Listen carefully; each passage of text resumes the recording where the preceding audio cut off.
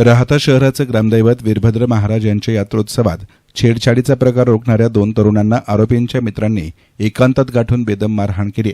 धक्कादायक म्हणजे बीडमधील संतोष देशमुख हत्याकांडाची पुनरावृत्ती करण्याचा प्रयत्न करत आरोपींनी मारहाणीचं थेट प्रक्षेपण करून शहरामध्ये दहशत निर्माण करण्याचाही प्रयत्न केला। या घटनेमुळे संतप्त झालेल्या राहता ग्रामस्थांनी रविवारी पोलीस ठाण्यावर धडक दिली।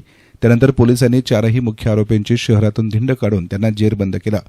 शुक्रवारी वीरभद्र महाराज यात्रेत काही मध्यधुंद तरुणांनी अल्पवयीन मुलीची छेड काढली होती। त्यावेळी पीडित मुलीच्या भावांना आणि मध्यस्थी करणाऱ्या तरुणांना या टोळक्यानं जीवे मारण्याची धमकी दिली होती।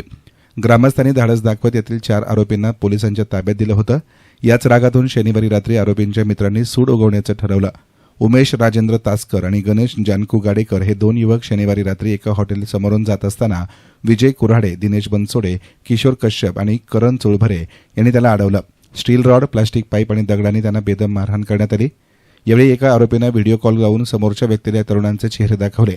हा तो मुलगा नाही, याला सोडून द्या आणि दुसऱ्या तरुणाचा चेहरा पाहताच हाच तो आहे, याला मारा असा संदेश व्हिडिओ कॉलवरून देण्यात आला। त्यानंतर गणेश गाडेकर याला रक्तबंबाळ होईपर्यंत मारहाण करण्यात आली।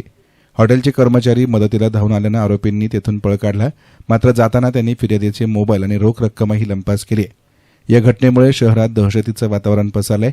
सकाळी शेकडो नागरिक पोलीस ठाण्यात जमा झाले आणि ठिय्या आंदोलन केलं। आरोपींना कठोर शिक्षा व्हावी आणि त्यांची गावातून धिंड काढावी अशी मागणी ग्रामस्थांनी लावून धरली होती। वाढता दबाव पाहून पोलीस प्रशासनानं सोमवारी सायंकाळी आरोपींची शहरातून धिंड काढली आहे। दरम्यान व्हिडिओ कॉलद्वारे दहशत पसरवणाऱ्या 4ही आरोपींची शहरात पोलिसांनी धिंड काढली। राहत्याच्या इतिहासात अशी कारवाई पहिल्यांदाच झाली असून यामुळे गुन्हेगारांवर वचक बसेल अशी चर्चा नागरिकांमध्ये होत आहे।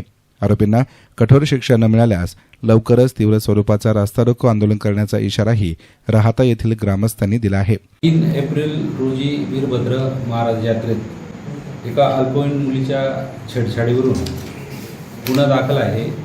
CR नंबर 115/2026 या गुन्ह्यात 4 आरोपी अटकेत असून ते आमच्या PCR मध्ये आहेत आणि त्याच गुन्ह्याच्या अनुषंगाने 4 तारखेला एक रात्री घटना घडली की ह्या छेडछाडीच्या घटनेवरून जो काही गुन्हा दाखल झालेला आहे त्याच कारणावरून दुसरा गुन्हा CR नंबर 119/26 हा दाखल झाला।